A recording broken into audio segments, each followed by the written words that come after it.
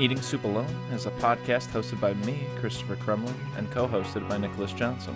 We try our best to ramble incoherently about a handful of movies at least once a week. Ready? We're live? We're live. Live from New York. So, this week, we chose a couple of films. As always. Thematically tied together by the great state of Texas. And the theme of family. The theme of family. Although the interiors of one of these films were mostly shot in Paris and Berlin, from what I've read. Oh, really? That tracks. All of the other film was shot in Los Angeles, from what I've heard, outside of Los Angeles, basically. Oh, and I don't know which one's which. But how would you like to roll this one out? I'm assuming you don't have any opening little labalas or no, I don't. No. So let's just get cracking. Let's crack. You want to crack on the bad one? Really? Interesting choice. Or we can crack on the good one. Let's start with Paris, Texas. We're going to start with Paris, Texas. And I've turned the tables on Nick. I have created a game show for him. Oh, I'm so excited. There are only 10 questions. And I'm going to say, randomly, I'm going to ask you about some of them if we get to the end. And we'll just have a rapid fire it. Or you can request a question. Okay. You know? Hit me. You want one right now? What are you feeling? Let's start with a pair of dads this Texas. We're not going to touch really the other one. You have 5 questions here. Chris, I'll take pair of dads this Texas for 200. For 200, okay. The question I have prepared for 200 is... What's that fucking noise? Okay, who tells Travis where Jane is? It's an easy one. Jane is his ex-wife, correct? Correct. His brother's wife. Correct. Her name is Anne. I should have remembered. There you go. You get a point. Nice. So, are you keeping score? Yeah, I think down here I just go like this. Oh, you look got at 200 points. Look at that. Beautiful. Yeah, they're not all going to be that easy. Sorry, I should have said who is his brother's wife? Correct. Anne. Who is French. Yeah. Nice. All right. So Paris, Texas, you chose this film. Why did you choose this film? I know you said it last time, but I can't remember. A family member got it for me, the Criterion Collection version. I have the Criterion one too as well. Yeah. It's what used to be one of my top 4 on Letterboxd. Yeah. It's Zeta's favorite movie. I was no spoilers, so I was thinking about it real hard about putting it in my top 4 on Letterboxd. Nice. But they got it for me, and I had never seen it before. Yeah. And so I was like, I better watch it. And it's been on my list for forever. I just redid my top 4. I don't do it often, but I felt compelled. I looked at yours, I want to say 2 days ago. Yeah. Because I follow you on Letterboxd, and I think that's about it. Yeah.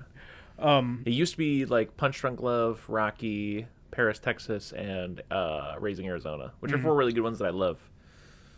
But I just changed it to, I think, Magnolia, Friday the 13th, American Movie, and, I can't remember the 4th one. Anything coming to mind? You've been looking at my... What was the 4th one I chose? Oh, Blowout. Yes, that's Blowout. right. I looked at yours because I was thinking about changing mine. I looked at mine. I'm so self-conscious about that, about my top 4 movies on Letterboxd. Not that anyone ever sees it. Yeah, these 4 are maybe 4 that it's one of those things where those other 4 still among my tops. Yeah. But it just felt like at a time in the past where I was like, what have I been thinking a lot about lately? And those are the movies that I've been thinking a lot about lately. It's because mine is I'm always self-conscious about mine because they're kind of normie movies usually, and I'm always like, I want to put something cool on there, but also now you got Paris, Texas. I don't. Mine's The Iron Giant, Rocky, Banshees of Inisherin, and Indiana Jones and Raiders of the Lost Ark. That's pretty good. And, nothing wrong with that. And you know what?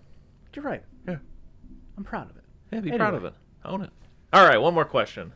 I'll take Pairs of Dads as Texas for 100. For 100 bones. Let's see. How long does it take? How long does the film play out before Travis speaks? I'm going to give you some leeway here, as long as you get close. I'm going to say 20 minutes. I want to say that's close enough to what is the real 20 answer. Minutes? The real answer is 26 minutes, but I'll give you points for that. Thank you. Yeah. Okay. What did you think of Paris, Texas? Chris?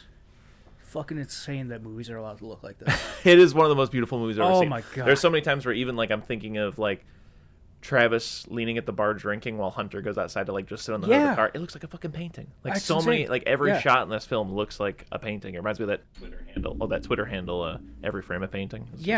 I thought like at the beginning, like obviously when he's walking through the American South against all the mountains and shit like that, Yeah. of course it looks beautiful. But then it gets to like his brother. There's that one shot right at the beginning when his brother's at a gas station looking over the hood of his car at the map going, all right, southwest to blah, blah, blah, Yeah. blah, blah. It's just insane because the gas It's like the station's perfect green. time of night. Oh, yeah. Oh, yeah. Like, yeah. And And there's then- a lot of just like, it's one of those road trip movies that looks like every road trip you've taken. Yeah. Yeah, I know. And then, like, yeah, he goes from there to the doctor's office where he just has that booth outside, which looks really cool for whatever reason. Yeah. And then he goes and gets him, and it's just, the mountains, and it's so great. Also, great choice casting Harry Dean Stanton because his face looks like those mountains, so they fit in perfectly. Yeah. And then they go to that fucking little, like, motel hotel thing, Yeah. and just that looks amazing, just like the red and the white of that building against the desert looks incredible. And then they go from there. There's a lot of red in this film. Yes, and then they go from there, and it's just like a nighttime shot on the hood of the car, and like the road's wet, and it's like sunset still. And I'm like, Yeah. there's I was gonna peg that one as one I wanted to bring up where like Yeah.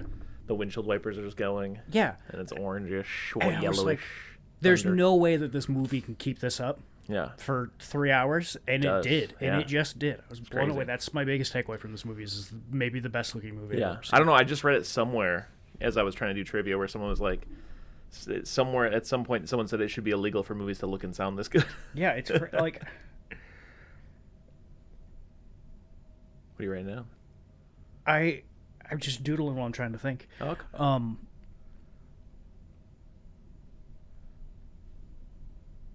I think all movies should, like by law, have to look half as good as this. Yeah. Yeah. But besides that, I think Harry Dean Stanton's incredible. Yeah. I don't want to just blow through the whole... Chris, what do you think about Paris, Texas? When was the first time you saw it?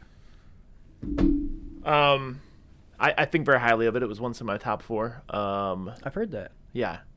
It's always one of those movies that like moves me. Like one of the times that I've watched it in the past, I think maybe the first time I wrote a song. I was watching it this time. Last night I wrote a poem Nice. while I was watching it. It deals heavily with like, father stuff. Yeah. Specifically like absent father or like maybe I think alcohol plays a part in Travis. That was part of what was going on. Then he started hitting the bottles. So just kind of like, dads and kind of being a little imperfect and like the idea of like maybe forgiveness and like, moving forward and like trying to mend, what happens next in a sense, So it always hits me hard. And, yeah, like we were saying a moment ago, it's just one of those films that is definitely on the top in terms of like what a movie can look like, So I think very highly of it. This time around, I've seen it seriously like a half dozen times. But it wasn't until this time that I was kind of like, okay, let me try to... I really actually tried to like... I'm not the biggest fan of always doing this, but I try to eke out like, okay, like what, let's, instead of just soaking it in and enjoying the vibes, like let me try to put into words like what am I actually watching and what am I getting out of this narratively in a sense. Which I'd love to hear because I did not do that because I Yeah. took no notes for this because I was like, I'm living in it, baby. Yeah, absolutely, which is a great way to enjoy it. So the biggest thing is so again, I'm talking metaphorically, and when this is my interpretation, it's like beauty's in the eye of the beholder thing. We're just throwing this out here. You can either accept it or not. But I'm getting a bit of like, obviously this is a movie like Reservoir Dogs in the sense that like the heist has already happened, right? Yes. He's already fucked up and then fucked off, right? Uh-huh. We're meeting, we don't know at the beginning, but we're meeting a man who's abandoned his family in one way or another, he has a wife out there and a son out there, and had problems with anger and jealousy and drinking and stuff, and that led to the family falling apart and stuff. In the beginning of the film, he's very childlike. He's forgotten everything. He has like, amnesia almost. And in the beginning, he's saying things like, we need to have the very same car, and like he doesn't want to fly. And he's saying like, "What's mommy's very first name?" And he's like, "Well, what do you mean?" He's like, "Before she met daddy." Things like that. Like. No, I love that because he goes, "What's mommy's very first name?" And his brother goes, "Mary." Yeah. And this is again me just putting it out there.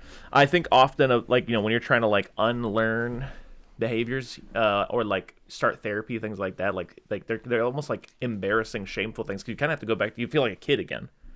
Yeah, you get what I'm saying? Yeah. So like to unlearn those behaviors, you almost have to revert back to childhood. So that's where I'm placing that. That's where I'm placing the beginning of it. Yeah. And to piggyback off that, before we get to that, when he's still mute and not talking, which also plays into it, because when you're a kid, you start off not being able to talk at all. There's also, his brother just keeps kind of being like, "I'm trying to help you. Like, what's the like trying to help you," that kind of thing. But he's not there yet, right? He's still on his. Mm-hmm. It's him. He's got to do his thing. Then, I didn't take very many, but this is just running over that arc. He moves on to like doing things like, polishing everybody's shoes and getting positive praise for good behavior and stuff like that. Yeah. Meets the kid.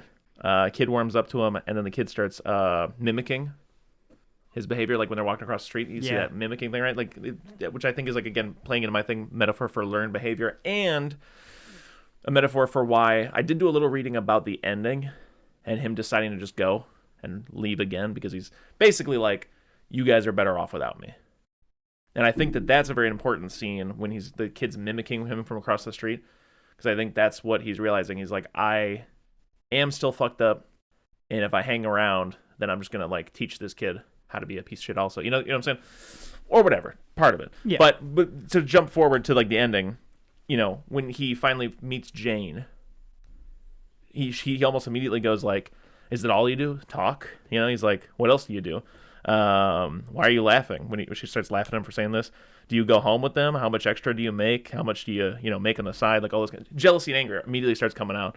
He immediately starts hitting the bottle once he finds Anne. You know what I'm saying? Like he falls back into those old habits, and I think that's why he ends up leaving at the end, is because he realizes like, I've still got plenty of growing to do, and if I just hop back into these people's lives, I'm gonna fuck them up. I'm gonna easily fall back into old habits. Yeah.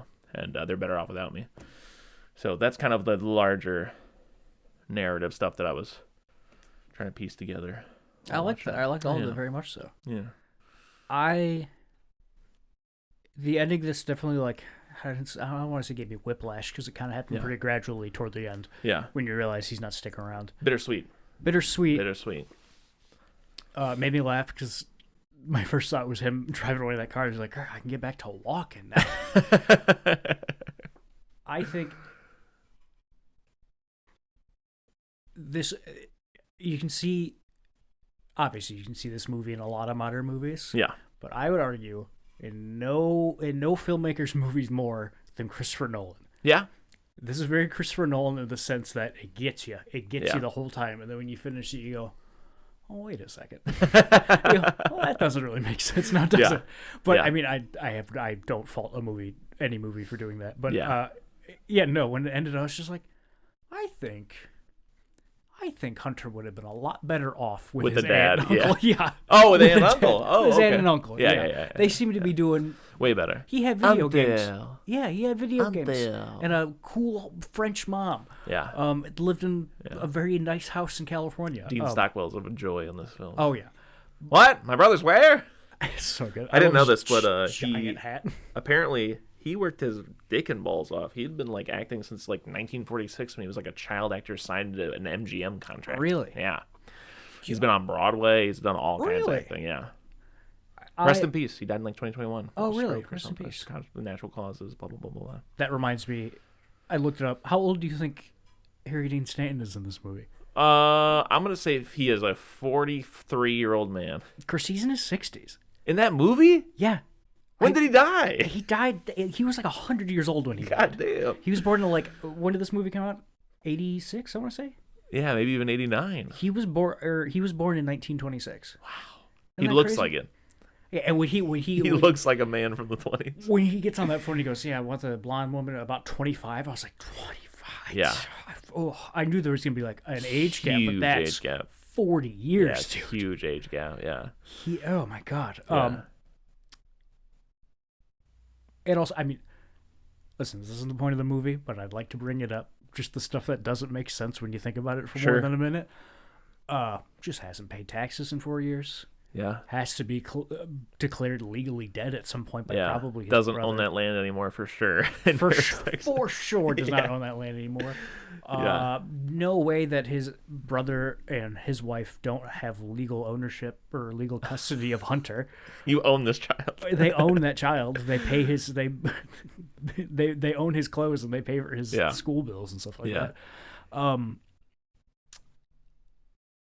am happy for Jane that she gets her kid back at the end. Yeah. And very touching the whole time where she's like, I feel like you're trying to give Hunter away. Like, he's ours.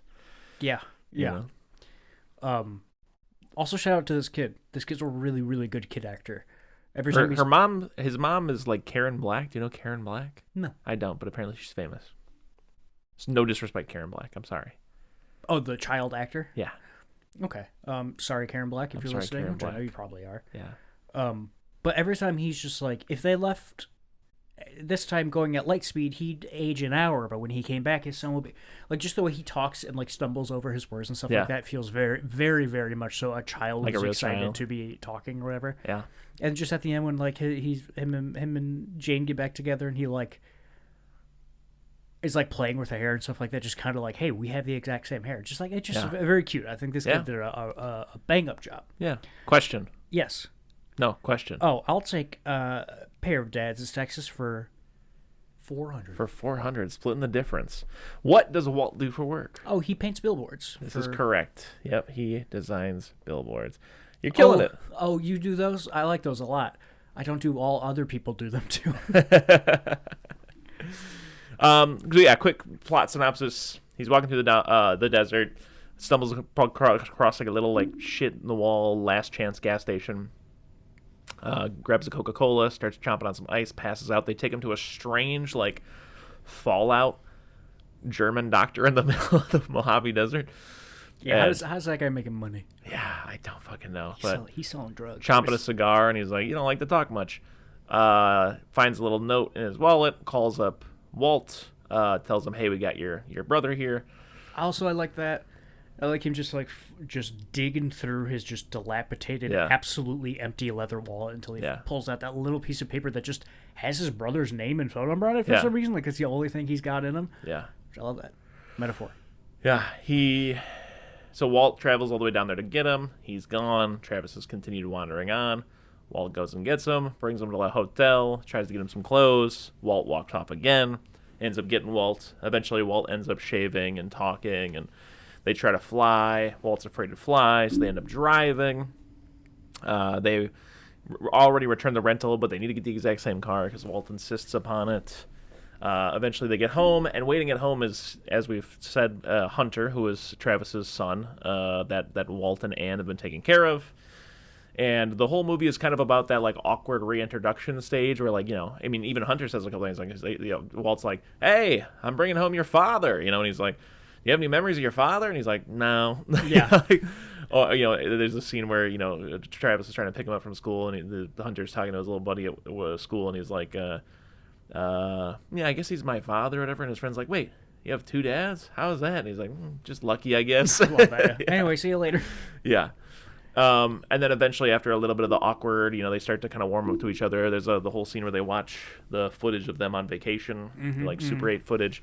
And then eventually Anne lets it slip that she knows where Jane is. So Hunter and Travis go on this little trip with walkie-talkies to basically stake out a bank that he knows that Jane uses to wait for her to make a deposit. They do, and they catch her, and they follow her all the way to like this nudie booth, jerk-off booth place that she works at. And Travis goes upstairs, and there's that like little like band playing upstairs. Anyways, that was the most viscerally like real part of that movie. It's just the entire time that happening, you just hear a bass in the background play a song for 3 seconds and then stop and play another song for 4 seconds and stop. I love it. Yeah. And Travis ends up going into one of the booths, seeing his ex, and then I think he comes back later, gives her a big monologue about how he knew two people, and he runs down basically their whole relationship of her being young and beautiful and him being a bit older and rugged. And they had so much fun together, and he hated being away from her, so he couldn't keep a job, and they started getting jealous and started getting violent, and the drinking, and the blah, blah, blah, blah, blah. She started having dreams of running away, and he'd tie a cowbell to her ankle, but she found a way to, like, hold it or whatever so that it wouldn't jingle and try to get away. And then one time he woke up and the house was on fire or whatever, and she was gone, and, amnesia, that catches you up to where we're at, blah, blah, blah, blah, blah. They never meet in person, but he basically gives her, I think he gives her, like, the room number to the hotel and is like, hey, Hunter's in the hotel, go meet him or whatever. And then he watches from, like, the parking structure across the street as they reunite. And that's Paris, Texas. I love, just love when he goes and sees her at the little peep show place. Yeah. Like, such a... I don't know, just a smart way to show her, like, because obviously you could have had her in a brothel or something like that, or there's a million different ways where he can meet her and she's a sex worker, but to have her have to be on the other side of that glass. Yeah, because they never meet face to face. Yeah. They're always through that glass. Yeah. And every time you see her, she's in literally a little picturesque room. Yeah. And she just looks perfect in there. Yeah. And it's so weird because, like, the entire time, like, does she know? Does she know it's him? Also, they do give it some believability where she's like, every man who speaks, I hear you. Yeah. But when he's talking, I'm like, if I ever heard Harry Dean Stanton say something to me on the phone, I'd be like, is this Harry Dean Stanton? Yes. There's one little monologue he gives to Hunter, I think, about his mother as not a fancy woman, but she was just plain. What were we going to say? I love the little tiny moments of humanity that, like, eke out in scenes, because it's not until, like, the end when he's on the phone with her that there's, like, a big, like, monologue about it. But when he's talking to his son there, and he's just talking about his dad starting to get forgetful, and the whole joke about her being from Paris, and when he just goes, oh, she was so shy. Oh, that made me so sad. But the reason why I bring it up is because what you're talking about is only seeing her as this picturesque idea is exactly what Travis gets at in this monologue. Oh, yeah. He starts to describe his father's unhealthy obsession with his mother, and that his father started to look at her, but quote unquote didn't see her, because eventually he just So anyways, that lends more credence to what I'm saying earlier, where he's kind of realizing, like, ah, shit, I'm the way I am because of my dad. This kid's gonna end up like me if I stick around. I'm a piece of shit. Not to say it's the right call. I'm just saying that this is the inner machinations of Travis's mind. Yeah. But it is an interesting bit of reflection where he reflects on his mama being a plain woman, being a very good woman. Also, where are they? I have no idea. There's so many points where he has custody of Hunter where I'm like, this child should go back to Ann and Walt. This is no way for a child to be living. Absolutely.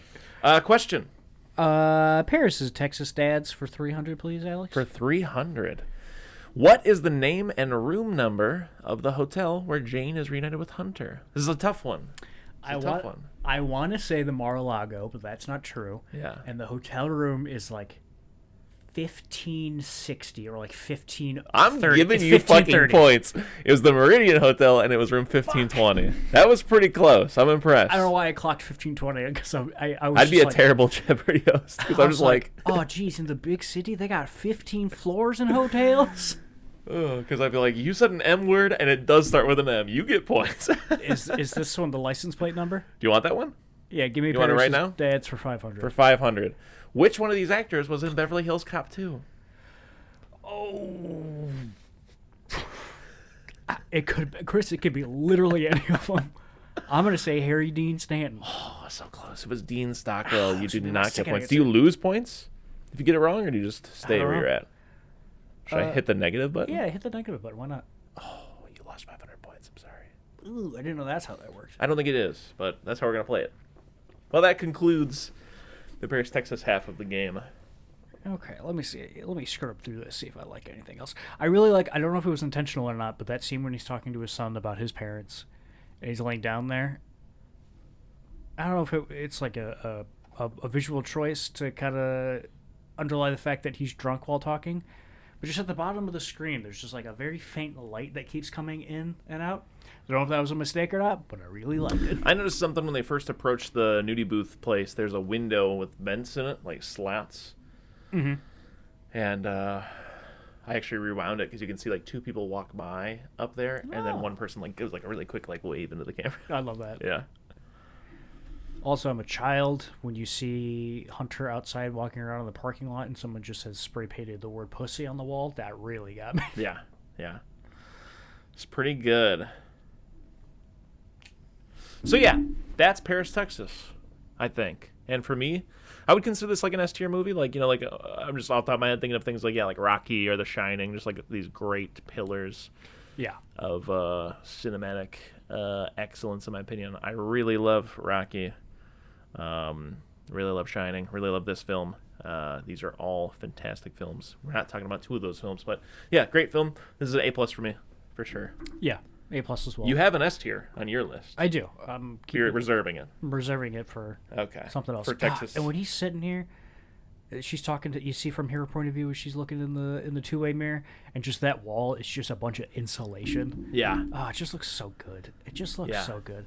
Also, when she puts her face up to the glass, and you just see his reflection where her head is supposed to be. Yeah. I like it. It's very artsy. I get the meaning. Yada yada. It's so fucking funny.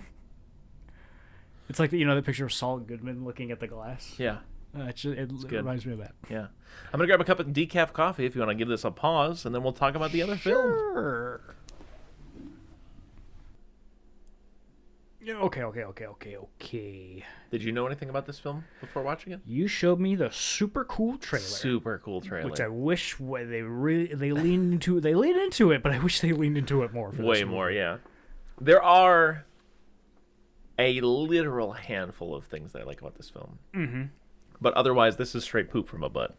Actually, before we get to this poop from a butt, you want a question? No. What do you? I do want a question, but I realized recently that I don't do this anymore, and I wanted to start doing it again with Paris, Texas. Paris, Texas was directed by Wim Wenders. Wim Wenders, is that how you say it? I think that's how you say it, or Wim Wenders. I think you say Wim Wenders. I really hope it's Wim Wenders, because that kicks ass. Wim Wenders is really funny, though. Yeah. And most importantly, cinematography by Robbie Mueller. What a fucking G. I'm going to put him up there with... I have a soft spot for Dean Cundy. Dean Cundy might be my favorite, but he might be better.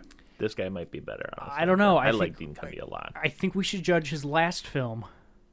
Well, to be fair, Dean Cundy also did fucking, like... frickin'... What's that? Jane and Jill? Jack and Jill? He also did, like, Jack and Jill. That makes sense. Well... At a certain point, you just gotta pay the bills, and you're old. Yeah. Speaking of which, Robbie Mueller's last movie is Ghost Dog, starring Forrest Whitaker, where he's what seems like he's a hitman for the mafia who adheres to the ancient warrior code of the samurai. Is that not in the Criterion Collection? Ooh, that'd be so sick if it was. I think it may be. I don't know if this movie's good or not. Starring Forrest Whitaker and a bunch of people I don't know. Sam Shepard wrote the screenplay for this thing? Yeah, sorry, I'll get off of Ghost Dog and go back to what I was talking about. Sorry, my bad. No, you're totally right. I'm trying to rein this Ghost Dog in. Adaptation by Lewis Minor Carson. Because this is based on a book. Is it? Correct. I thought you were going to tell me more about that book. No. I'm just asking you. It does not say that? No, I don't see it anywhere. I thought this was adapted by... Oh, yeah, adaptation by... Paris, Texas... Book. Wait, it's published script for 19. It's loosely based on Sam Shepard's book Motel Chronicles. Ah, that makes sense. So the screenwriter wrote the book also. So it had a budget of $1.5 million, and Chris had made $2 million. I saw 2.3. 2.3. I would like. It's been a while since our mailbox has gotten a letter. Oh, yeah. I'll go check that next week. Sounds good. Write in about our movies that we're watching next week that we tell you about. Just a stack of 60 movies. Yes. And hopefully, we'll tell at the end of this episode, we'll tell you what we're watching next time. And hopefully you can keep up when we inevitably change it before we record again. Table Talk, it would be very funny if there were A letter for every we had missed since the last letter. That would be a miracle, Chris. Let's answer a question. Which one do you want? I want. There's a couple of curveballs in here, I think. Saw his family for 100. Just a real quick 100. Okay. Which star of this film is also in The Lord of the Rings? Viggo Mortensen. Yes, it is. That's an easy one. Have you ever seen A History of Violence? I do not know what that is. History of Violence is a Viggo Mortensen-led film based on a comic book directed by David Cronenberg. Interesting. I want to watch Darkman. I think I'm going to pick History of Violence for next week. We should watch that with Darkman. Yeah, okay. Might not be a bad idea. Sounds good. How do you feel about this new Sam Raimi movie that's coming out? Have you heard anything about it? What's it called? I don't remember. But it's about two co-workers who don't like each other who get stranded on an island together. That sounds fun. Yeah. And apparently it's getting rave reviews. Really? It's like his highest rated movie since like Spider-Man 2. Wow. Yeah. When does this Scream film come out? Wait, can we go watch that movie right now? Is that what you're saying to me? We can go watch the I don't know. Sam Raimi film? Let me... Because if we can, I'm going to pick that. Fuck Darkman. Sorry. It's called Send Help, and it comes out on the 30th. So a couple days from now. Yeah, we can watch it for next week. Okay. We'll watch Send Help. When can you watch No Other Choice? I don't know. I don't know when that's coming to anywhere. But when we do that, we'll do it with... One Battle After Another. Yeah. I want to watch that movie really badly. It's oh, fuck off. What the hell is No Other Land? I want to watch Oba because I love our boy PT. But also, I've heard from a couple people about talking about One Battle After Another, something along the lines of like, it's really cool to watch a movie and know that you're watching a classic for the first time while you're watching it. And that's such a high bar to give me before I see that movie. People should not be saying shit like that. That's the worst thing you could do for a film. So please go into this not. I will temper my expectations. Yeah. Because you're going to hate it if you go in expecting Wizard of Oz. I think it is a great film, and it's probably one of the better films I saw last year. But you know what has really been grinding my gears? Let's do a grinding my gears section. Here's grinding my gears with Chris. First off, the fact that Timothée Chalamet won Best Actor for Marty Supreme over Michael B. Jordan at like the Golden Globes or whatever. Crazy. I saw someone tweet that was like Macklemore winning Best Rap Album over Kendrick Lamar, which happened in like 2014. Yeah. But I've also been seeing a bunch of, on Reddit, like movie subreddits, they're just like, Sinners? You mean that movie that's just From Dusk Till Dawn for black people? That movie fucking sucks. That sucks. And it makes me so pissed. Because From Dusk Till Dawn is kind of fun, I guess, but like, to compare the two films, like, yes, a similar thing happens, but From Dusk Till Dawn does the same thing that, like, Psycho does. That doesn't mean that's good or bad. It's just two different genres smashed together. Yeah. Have you ever seen the original Psycho? I don't think so. For the first, like, hour and 15 minutes, it's like a noir, or, like, she, like, steals money from her boss, and she's like, you know, yada, yada, yada. And then the last little section, for a second, it becomes, like, a bit of a slasher film.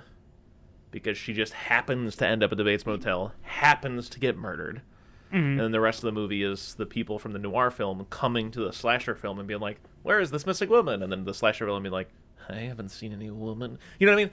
Which is very much like the Sinners thing of like, it's this juke joint, racism, and then it's vampires, But anyways, all I'm trying to say is that compared to From Dusk Till Dawn is like, it's always so insulting to me. I know that they're being shitty.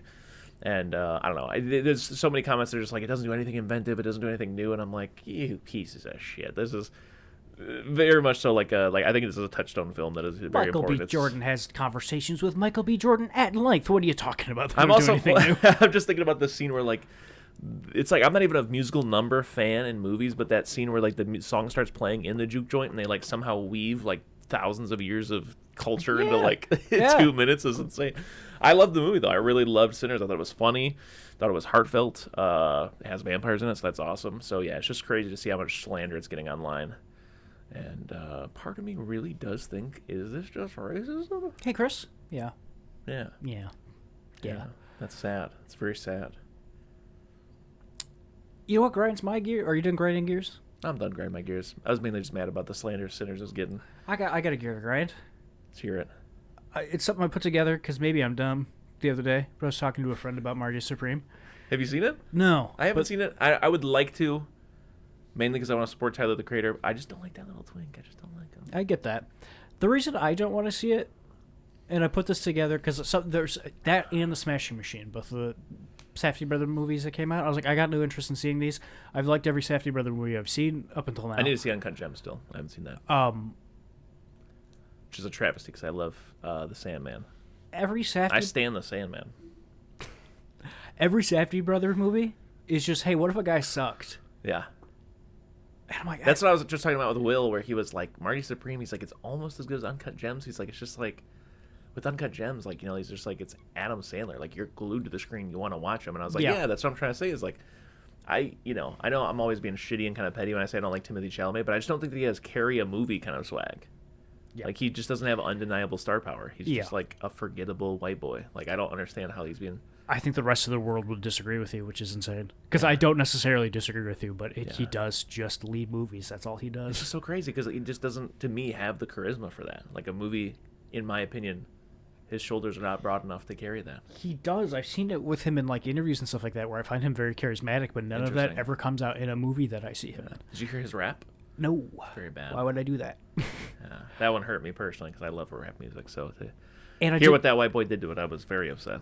Yeah, I don't want to see Marty Supreme because I don't really care about a movie that he's in, and I don't want to see The Smashing Machine because I don't want to go along with the narrative of The Rock doing an Oscar. Yeah, I don't want the redemption arc for The Rock. No, he does not deserve it. No. So I'm petty, which is the reason I haven't seen either of those movies against two men that have done nothing to me. Yeah. Also, dude, I might cut this out. Have you? Well, why do you always want to cut the interesting stuff? Fine, I won't. Have you read any? Because this is just like gossip I read online. What? Have you heard any of the stuff about like why the Safdies broke up? Yeah, I was gonna bring that up. Yeah, I just heard about the this has to do with movies. I guess. Basically, some sexual assaulty type stuff happened potentially on the set of Good Times. Yeah. Yeah. Remember that guy that they pick up that like just got out of jail? Yeah. Yeah, that guy was in real life just out of jail and high during a scene, and one of the producers got like a 17-year-old girl off Instagram to come be in the movie, and it's the kind of stuff that like it's the thin line of like, admittedly, I'm a dummy for this, but like me and the other folks will like when someone like you know Harmony Korine grabs like an actual heroin addict to throw in the movie, you're like, oh, that's what makes Gummo crazy. But then this kind of thing happens, and then that this is the risk that you play with when you want to just cast people. Yeah, and I don't think that guy. I mean, not safe. Not this good. is. I hate when people do the like. Somebody gets canceled and somebody goes, great, I never liked that guy anyway. I knew before I did that something was up with that guy. This is kind of what I'm doing right now, but it's not what I'm doing. Sure. Every time I've seen Good Times and that guy comes on screen, I'm like, I fucking hate this guy. And I guess maybe that's what you're supposed to feel about him in the movie, but also just get an actor that can play a hateable guy. Yeah. I don't think the appeal of Good Time is that the actors feel dangerous and like they're real criminals. I think same with Uncut Gems. Besides the Sandman effect of you're glued to the screen because it's him. It's just like, oh no, I'm having a panic attack for 2 hours. That's why this movie is interesting. Yeah. I don't think that those films needed that like Gummo effect thing. No. Yeah. Let's answer a question. What would you like, sir? Give me the family for $300. For $300. Director Jeff Burr was fired early in the production of this film, but ended up rehired for the rest of the production. Why do you think the studio walked back their decision? Because they realized they didn't care. No, actually, you get this wrong. He says no one else would take the job. He says the studio asked 50 other directors at least, and no one else would take the job. So I was almost right. It's not that they didn't care. Nobody else cares. Yeah, exactly. Right. So I'm just going to leave that one neutral. No points awarded. So this movie came out in 1990. Yeah. Are you looking at the box office and stuff? Don't. Okay, I won't. Did you look at it? No. Well, let's just jump there really quick. I think it's this one. Chris, give it to me for $500. Fuck, no. You gotta answer this one first. What music video can this film also be seen in? Oh, I have no idea. I'm gonna say Cowboys from Hell by Pantera. Alice Cooper's House on Fire. Ah. So no points there either. Is that song in this movie? It is not. Weird. How much money did this film make? Can I look at the budget? No. No? I will tell you the budget, though. Okay. It cost $2 million. It cost $2 million? Yeah. This Where movie did it go? This movie made $500,000. Very close. 5.7 mil, apparently. Oh, god damn. All right, so we kind of blew through these questions. We got one more. Might as well just do it, huh? Yeah, let her rip. All right, which star of this... Okay, well, that's not the... Unless I put it in twice. Viggo Mortensen. There we go. Which two characters originally died in the ending, only to be saved in reshoots? Two that survive at the end. Half right. Benny, played by Ken Foree, originally died. His head gets chainsawed. That's but true. test audiences liked him so much that they decided to save him. And the other one was Leatherface. Benny and Leatherface were both supposed to die. Oh, okay. Yeah. But anyway, so there you go. What did you think of my game show? I really enjoyed it. I Great. like being on this side of the podium. Cool. All right. So this movie was directed by Jeff Burr, written by David Shaw, yeah. starring Kate Household Hodge, Bill Butler, Ken Foree, do I even have Love to say Ken it? Foree. Tom Hudson, and Viggo Mortensen. Mm-hmm. Box office of 2.5, budget of 2.5, box office of 5.8. And as Chris astutely put earlier, this movie is shit from my butt. Yeah, so this is basically like the Halloween 4 of the series, where basically the original creators of the film, Tobe Hooper, and I think Kim Henkel might have had something to do with it, but basically Tobe Hooper was like, I'm fucking out of here. You guys are basically beating a dead horse at this point. So New Line Cinema bought it and decided, like, what if we pumped a couple mil into this thing and made like a big budget, like not quite a remake, not quite a sequel, like a reboot sequel, like this is an early requel where it's technically canonically after the first one, but you're basically just doing the first one again, kind of, and trying to like reboot the franchise. What was the first moment when you're like, oh, this is poop from a bud? I don't know, because this movie started, I was not looking forward to it, but I started watching it, and it started getting into just the rigmarole of one of these 100 slashers that we've seen. Yeah. And I was like, it's good to be home. It's good to be here again. They're cozy. When her bespectacled not boyfriend started talking, as he was going on, I was just like, oh, hate him. No, it's when they get to the gas station, because like them in the traffic jam and like the bodies being dug up by the road, I was like, I like this. I like all this. This is fun.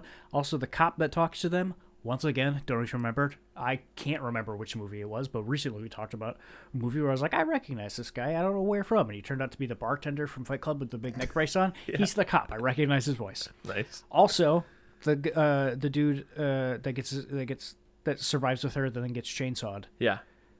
He's a Rob Zombie's Halloween. He's the dude in the bathroom that goes, I got a quesarito talking back at me right now. Oh, Ken Foree? Yeah. Yeah. He's in a lot of stuff. He's in Dawn of the Dead. He says the line where he's like, he says something like, when hell is full, the dead will roam the earth, or something like that. Hell Super yeah, awesome. He's in From Beyond. Yeah, he's been in everything. Thought he was dead. He is still alive. So he's a 77-year-old man. And I love Ken Foree. Yeah. But when they get to the gas station, the gas station attendant guy, who's the new hitchhiker type, but lick he's my just plate not, dog dick guy. Yeah. This guy, I don't like him. Fucking blows. Yes. No offense to this man. This is not your role. No. Just No. There's nothing charismatic or scary about him. Yeah, he is just annoying. mayonnaise. Yeah. You're right. Yeah, he doesn't have any kind of he doesn't have any charm. You're not intrigued by him, and he's not threatening enough. Mm-hmm. He's a whatever. He doesn't even matter. To the point where when he's in the woods by himself at the end of the movie and like his poncho or whatever just talking, I was like, different guy. That's a guy named Alfredo. Is it? I like Alfredo. Oh, okay. Because Benny bumps into Alfredo or whatever, and he's like, motherfucker. And he's like, do I know you? Yeah, I thought which I thought was was the same so guy. funny. And then a second ago, he's like, wait, I got something to say. I don't like your tone, mister. Yeah, He's fun. I like Alfredo. I thought these were the same guy, and I was like, is he a part of the family? No. I don't think. It seems like he has a loose affiliation, but is not blood. Gotcha. You get what I'm saying? Okay, yeah. Also... But I like Alfredo, because he's just out there getting rid of the body parts they didn't use. Yeah. He also sings a little song that I sing all the time. Even though I've never seen this movie, I've seen the clip a million times. He's like walking around, he's like, all you motherfuckers, don't tell me what I should do. So funny. I like Alfredo. He's one of the things I did like. All right, you won me over on Alfredo. Yeah. But... Continue. You're saying mayonnaise man. Mayonnaise man. Hook for hand. Hook for hand. I don't mind the family. They don't hold a candle to the original one, but I like Viggo Mortensen. Well, here's something I'd say to you. Say it to me. This is my biggest thing. I feel like improve this movie tenfold. Cut everything, like between the intro with like the cutting the face up with scissors and the bodies that they're pulling out. Cut there. Cut out that whole like gas station shit. Like the movie, in my opinion, should just start with Ken Foree at night, widen down the thing, and then bumping into those two. Yeah. Having just been chainsawed, because Ken Foree's dialogue at this point is like really interesting. He's like, man, I've been driving up into these mountains for years, and I've never even seen another car on this road. And then, the guy's like delirious, the glasses guy. He's like, chainsaw, they're coming after us. The chainsaw. He's like, hey, buddy, calm down. Yeah, sure they are. Here, take this. He's like, get him sedatives or whatever he's giving him, just to like, because he thinks he's fucking insane, right? That he's lost his mind. And I just think that's great. Like, that's a great cold open to like start with a character bumping into like someone trying to escape. Yeah, you're Leatherface right. Would be great. So. But no, we got to talk about how they're going to Florida, and then once they get to Florida, she's going off to New York, and she's got to bring this card to her dad. Boo. Boo.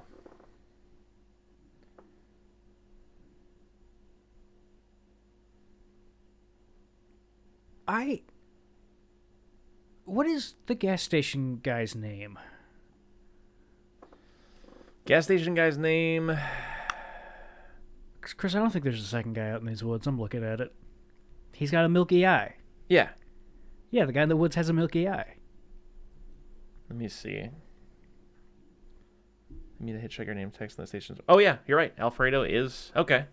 That's mind-blowing. I fucking hate him at the gas station. He's funny later. He finds his character by the end of the movie. Yeah, so cut that shit in the beginning. I don't like him.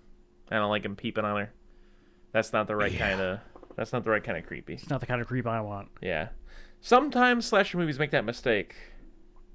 What part did you realize this was poop from a butt?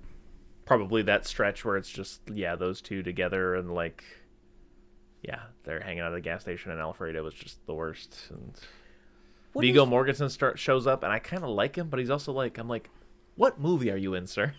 You know what I mean? Like, I'm like, this is not, you're in the wrong fucking film, buddy. So, I think what makes me angriest about this movie, angry is a strong word. I don't care about it that much. What frustrates me the most about this movie is the opening crawl. What are they fucking on about? They go on about how Sally Hardesty survived the first movie and she's been in an institution since then, and she killed herself or something. Or she died. Okay.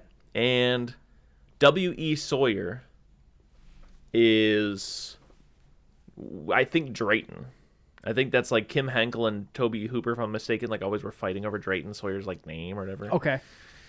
And so I think the crawl is saying that they believe that Leatherface never existed as as a person, but instead it was a split personality of Drayton's, where he would put Leatherface. So it's saying by the end, it's like, so if there is a Leatherface, he's either dead by hanging because he got caught, or he's still out there. And what this so movie they're trying to be ominous, but you're right in the sense that is too much to expect out of anybody with your big budget reboot of the franchise, especially when you're going to change the name of one of the characters. Yeah. So what they're telling us, it might have been W.E. Sawyer in the first movie, but in the second one, it's explicitly Drayton. So what they're telling us is, while the events of Texas Chainsaw Massacre 1 were happening and they're eating dinner and stuff like that, there are four other family members just fucking around somewhere that we didn't see. These people, this is a thing about the Texas Chainsaw Massacre lineage, I think. I think this is like an adopted family of Leatherface. So I think this is a separate family that's doing the same thing. I don't think these are Sawyers. Are they Sawyers? They're Sawyers. They're Sawyers. Yeah. Then yes. The answer is yes. Crazy. And they got a new house. Yeah. Dumb. Because again, I feel like this is a series of films. I've not seen all of them, but I agree with the sentiment that's, I feel like they keep wanting to do like a Jason Voorhees thing with Leatherface, where they make money.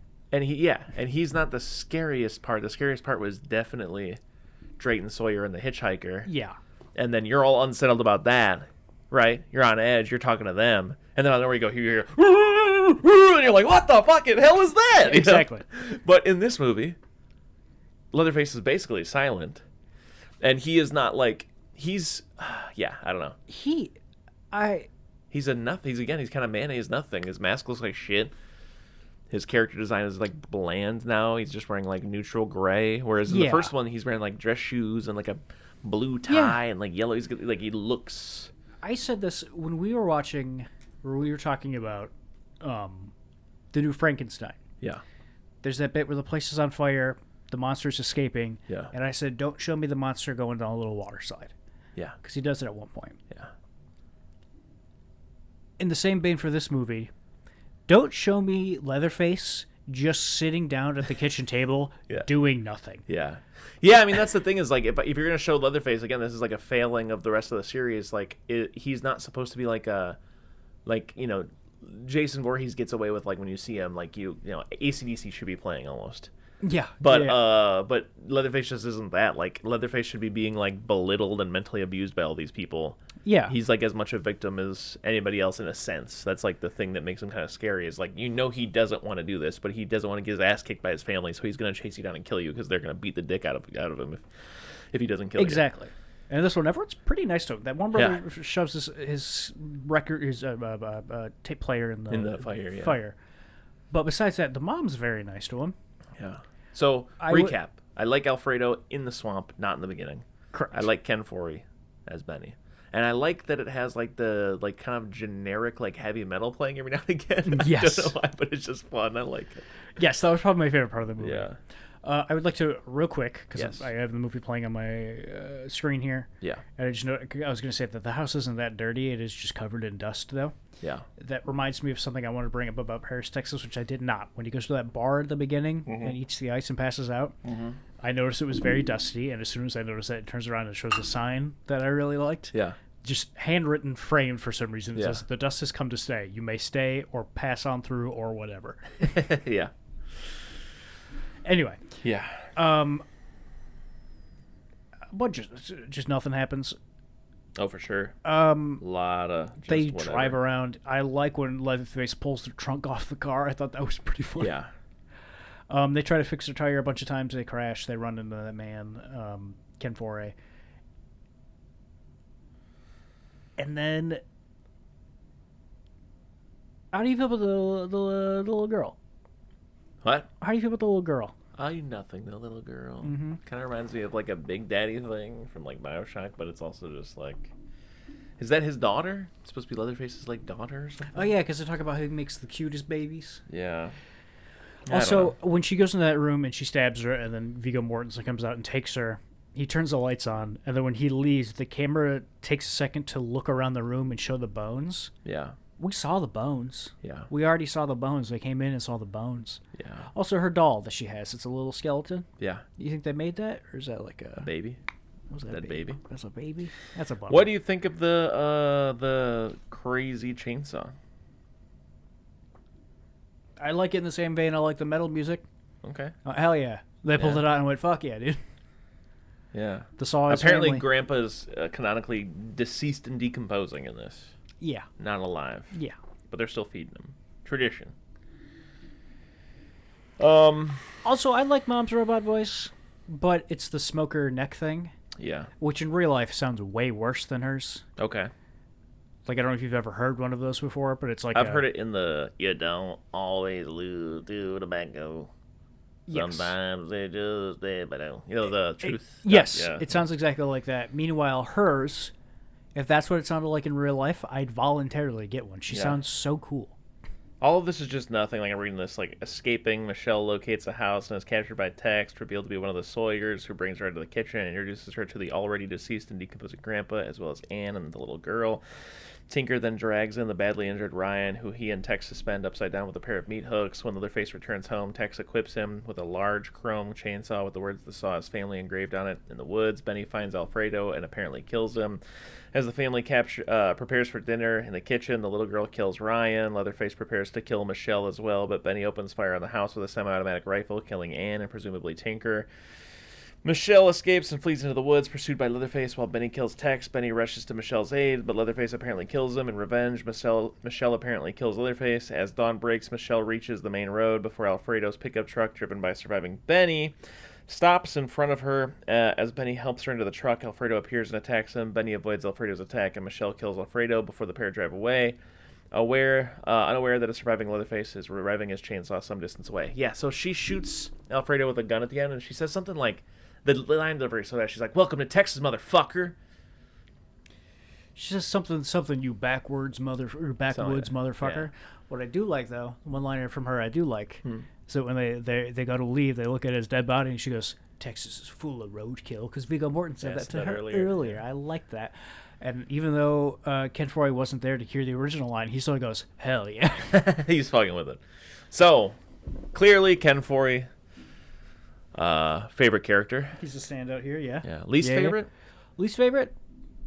I don't know. I was going to say Alfredo. I was going to say Alfredo too, he makes it up at the end. He makes it up at the end with the, "Hey, I don't like your tone of voice." And you know what? Metal Hand Brother, I like him too. Tinker. I like the little conversation where they have where he calls him Teddy or something like that. He goes, "How many times I got to tell you to call me Ted?" He goes, "It might be." "Hey man, I'm really sorry about that." In terms of the main ones, like I'm not really counting the mom or like the little girl because they're really barely in there. It might be Viggo. He's charming a little bit in the beginning, but the brother. Yeah. Not the brother, the boyfriend. Oh yeah, it's the boyfriend. Yeah. Yes, but out of the family, yeah, it's probably Viggo. Probably Viggo. Even though I do find him charming and I like him, he just doesn't belong here. He doesn't belong there. Yeah. Sorry, Viggo. He did a good job. It's just that like, you don't got that. Yeah, he's made up for it. You don't got that shit. So next. also, go ahead. Yeah, what do you got? That damn video game we played for 4 days, and then totally forgot about.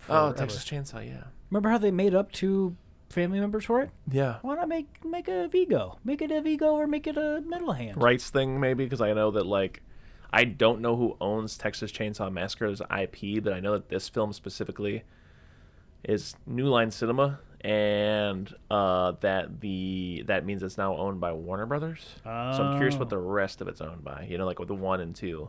Yeah, that makes sense then. Yeah. Okay, never mind. So I don't know. Yeah, because they would have had the fancy chainsaw in there, and they didn't. Yeah. Yeah. Damn. So it's probably a rights thing. Yeah, I don't know. It's interesting. I'm curious. You know, it's just, you know, Friday the 13th going through its own thing. They had that short film we watched. Yeah, I forgot But about now that. it's been ordered to be taken down, but they're not saying anything about it. Cool. But a lot of people in the industry are saying, like, yeah, that's the kind of thing that happens when there's a rights issue happening. What happened is that there's probably something that they did or said in it that was not agreed upon to be used, no matter how big or small, but it's still going to be disputed now because cool. tensions are just so high, which does not give me any faith in anything that's going on, besides the fact that Peacock's got their A24 Camp Crystal Lake thing coming, so I'll watch that. I'm also super interested in A24 has this HBO show called Neighbors coming out. Have you seen the trailer for this? Like the Seth Rogen movie? No. I'll show you the trailer real quick.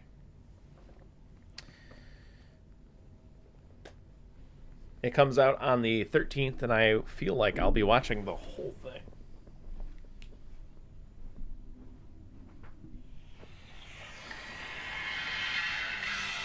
When you buy a house, you're buying the neighbors. She's been my neighbor for 16 years.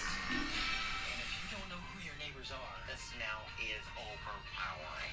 You just bought a house in a nightmare section of the street. Our house it has a crown. I love my yard. I like my peace. And he took that from me. It looks like an Osama bin Laden compound in Pakistan. Oh, God, do I have great words, but I can't use them. This is that.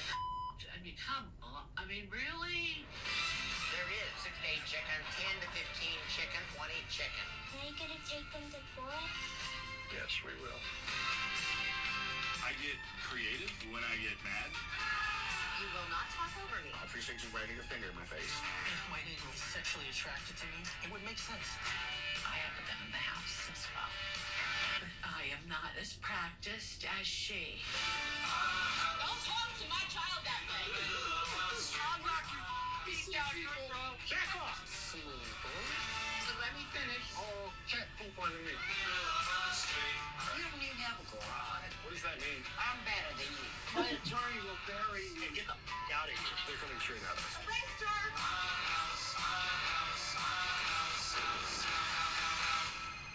Hello? You can't answer your phone in court.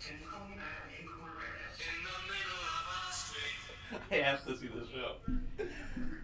Yeah, I gotta see that. It comes out February 13th. You You can't answer your phone in court. Can you call me back? Another one That's which just, I have to. Go yeah, ahead. that's crazy. That's just a 24-ified reality TV. Yeah. Have you ever seen the one? I have to finish it. I've only seen the first half of it, where like James Marsden is on a jury, and it's like it's all fake, I haven't seen it. all but, scripted. It's written by Cody Heller, I believe. Really? Yeah. It's very funny. I haven't finished it yet. I'd like to, but yeah. I hear James Marsden's great in it. Yeah. Yeah. It's good. Did you see him as Cyclops? I've seen him as Cyclops for sure. So, oh yeah, Cool. this is an F. Oh yeah, this is shit from above. It's This is poop from a butt. And next week we're gonna do Send Help and Or do a history of violence. History of Violence. I hear it's very violent. It's a Cronenberg Whoa. flick.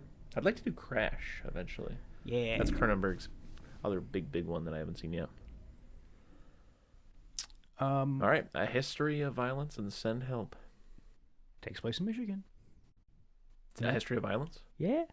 A History of Violence, is that the one with Daniel Radcliffe where he's a Nazi? No. Okay. I don't know what that is. You've never seen the one with Daniel Radcliffe where he's a Nazi? No. All right, what is this movie? You're going to look it Harry up? Potter Nazi.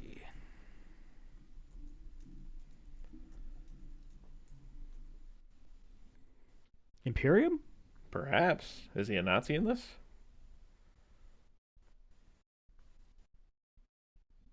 FBI agent undercover as a neo-Nazi, yeah.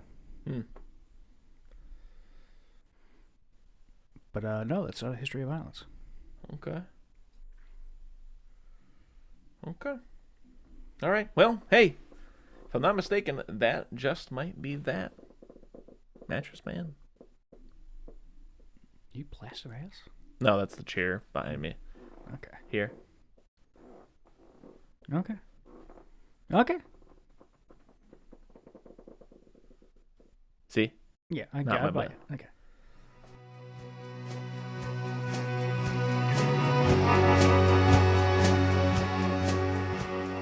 If you need more soup, follow us on Instagram, Facebook, and Twitter, or go to our website, eatingsoupalone.com. And until next time,